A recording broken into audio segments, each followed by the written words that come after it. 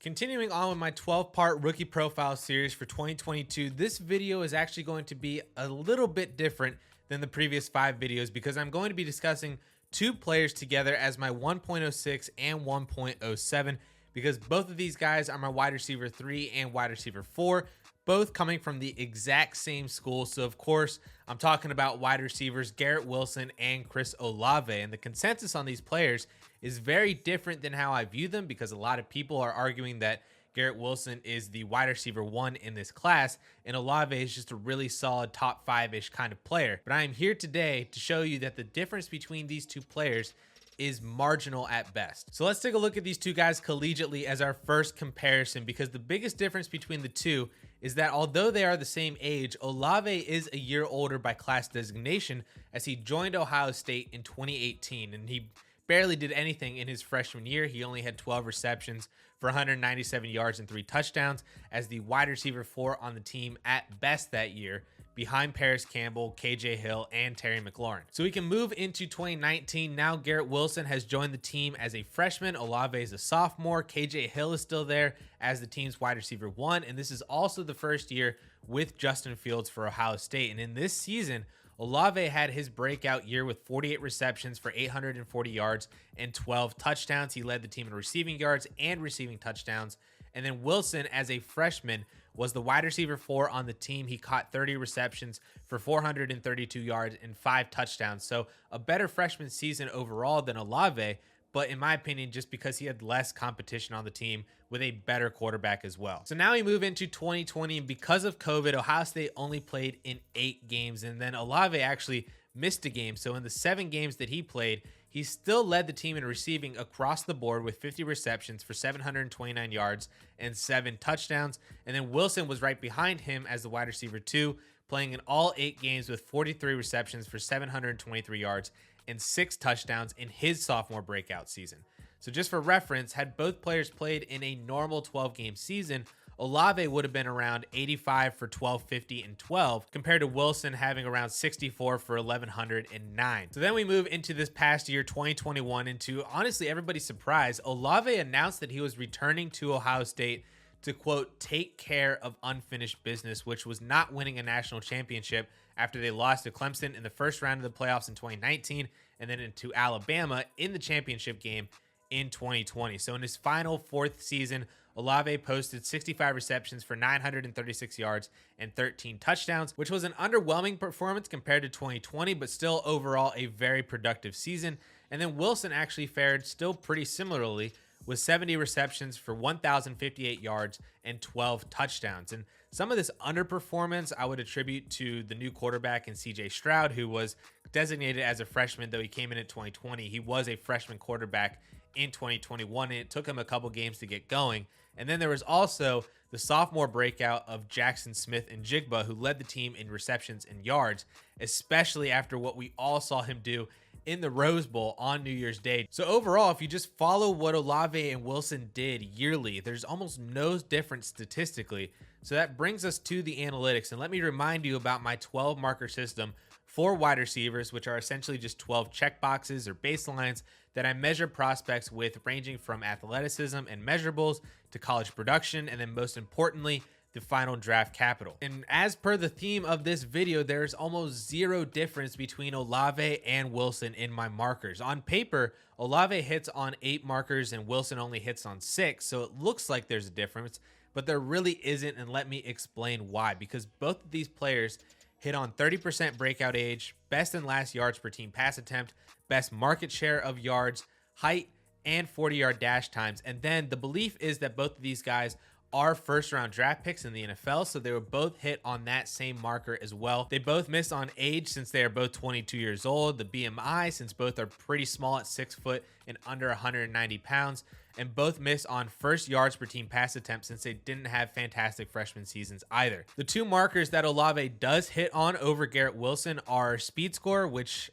honestly the math on this is just super unfortunate for Garrett Wilson because Olave weighed in as 4 pounds heavier at the combine, and because their 40-yard dash time was basically the same, Olave's speed score is 100.7 and Wilson's is 99.5. So honestly, I'm just going to give that to Wilson, and then I'm just going to say that they both hit on speed score as well. And then the other marker that Olave has over Wilson is a 20% breakout age. I'm looking for 18 or 19 years old. Olave broke out in his sophomore year at 19, and then Wilson broke out at 20 years old. So Olave takes that one. But again, you can see that just how indistinguishable these two players are from one another from an analytics perspective, as well as their stat line and production in college. So it begs the question, why is there a discrepancy between the two in consensus rookie rankings? And even so, why do I have Garrett Wilson as my wide receiver 3 with Chris Olave sitting behind him at wide receiver 4? And the answer to that,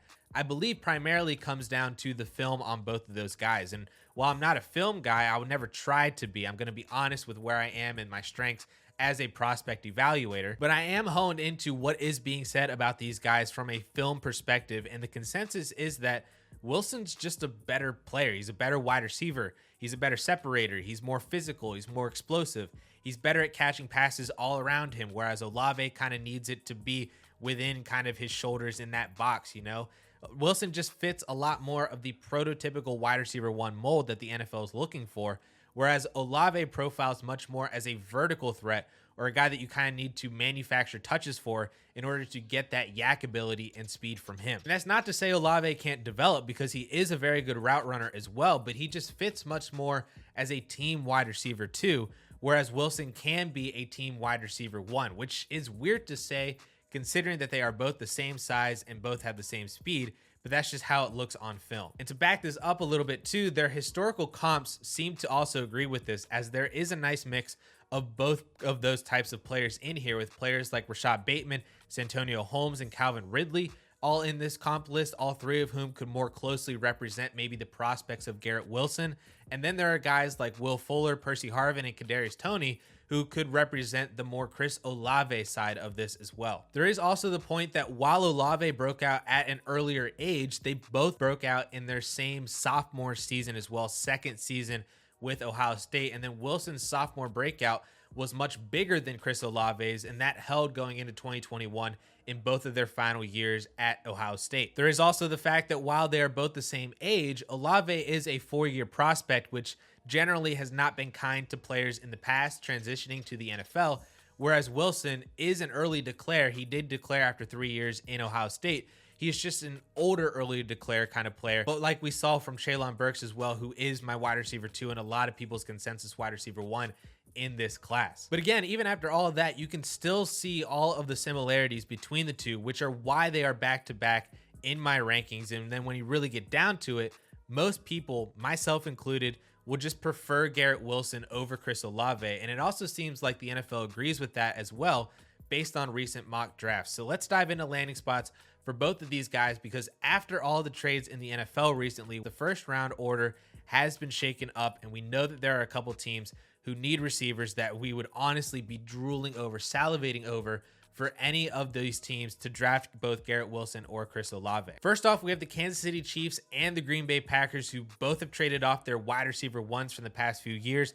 Both have elite quarterbacks in the NFL, and both have 2 first-round picks in the 20 to 30 range that they could use on wide receivers or use to trade up to get a better wide receiver. And I think that it's more likely that between Olave and Chris Wilson, that Olave is the one selected by one of these teams, as I think it's more likely that he's the one to make it into the 20s where these teams are drafting, assuming that they don't trade up for him.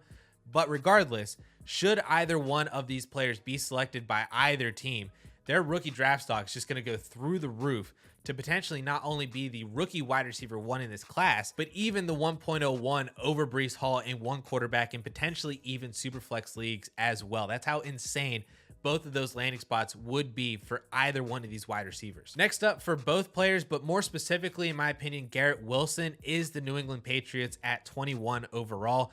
They need a legit wide receiver 1 after missing on N'Keal Harry, and then all of the free agents that they brought in last year, just none of them were good options. We knew that. So give Mac Jones a legit option to throw to that's not a tight end or not Nelson Aguilar, and that, in my opinion, would be a really good match for Garrett Wilson. Better, in my opinion, than, say, the Philadelphia Eagles, who could also snag Garrett Wilson or Olave with any of their 3 picks at 15, 16, or 19. I'm not into that landing spot as much, given a lower ceiling due to volume, just because it's Jalen Hurts, and the Eagles just in general don't really throw as much as a lot of other NFL teams. but it is for sure a possible destination and one that I think a lot of people would still really like. Next up for Olave, more specifically, I think the New Orleans Saints are a team that make a lot of sense to add some speed, to add a great deep threat weapon, and it's just a team where Olave doesn't need to be the wide receiver 1 and can do his thing as the wide receiver 2 across from Michael Thomas with Jameis Winston at quarterback, and they're right there at 18 overall to snag him if they want. Then there's a plethora of other teams, and we were talking about the Arizona Cardinals, Dallas Cowboys, Buffalo Bills, even the Tennessee Titans, all pick in that mid-20s range who could take either player, and it would be awesome for whoever it is. I would also not be surprised if the Houston Texans take Garrett Wilson to lock down a young wide receiver 1 for their future as they continue to build. I'm also coming around to a dark horse team in the Washington Commanders selecting a wide receiver at 11 overall to pair with Terry McLaurin because they have not had a legit wide receiver 2 with him ever since they drafted him in 2019. Atlanta, as we know, will always need offensive weapons, so could they pull the trigger at 8 overall?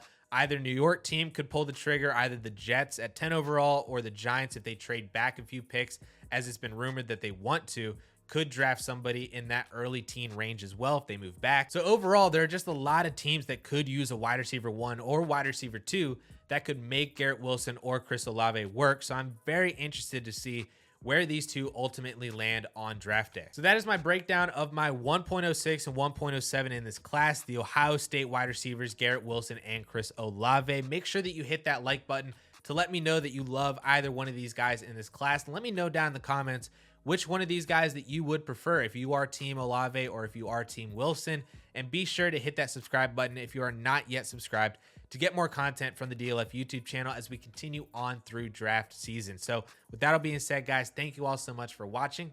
We'll catch you all later.